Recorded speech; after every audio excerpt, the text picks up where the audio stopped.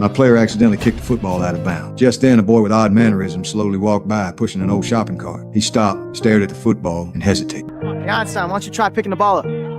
Yeah, you dummy. What, you deaf? Yeah, pick it up. There you go.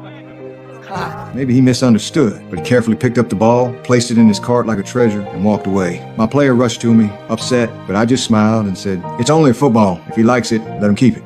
I had no idea that decision would change both our lives. The next day of practice, I saw something I never wanted to see. My players had locked the boy inside a room. They were making loud noises just to scare him. I ordered everyone to stay put. When I opened the door, he was curled up in the corner, eyes full of tears, shaking like a terrified animal. When I walked toward him, he lifted his head and whispered, trembling, "Please, don't hurt me." My chest tightened. I spoke softly, calmed him down, and cut the tape off his wrists. He stumbled out of the room, leaving only silence behind. To punish my players, I doubled their training. A few days later, I waited for the boy on his way home. He carefully pulled the football from his cart, held it out to me with both hands, his eyes timid. I told him, "Yesterday wasn't your fault. I'm sorry." As compensation, I invited him to watch a game, but he stayed silent, pushed his cart, and slowly walked away. I realized then he really liked football. Every day, he hid outside the fence, watching practice from a distance. In his eyes, there was a mix of longing and loneliness. One day, I found him again behind the fence. This time I brought burgers and Coke. That's how I earned James's trust. He seemed to love my radio, so I gave it to him, and I could see how happy it made him. I brought James onto the field, made him my assistant coach,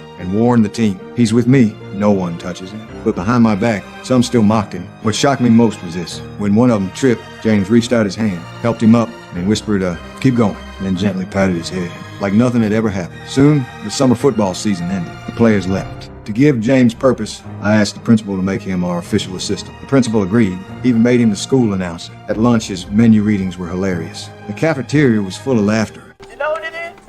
This is radio. The damn run you in. Saturday. French fries. Oh, I love the French fries. The black eyed peas. We got black eyed peas. We got black eyed peas. We got some brownies.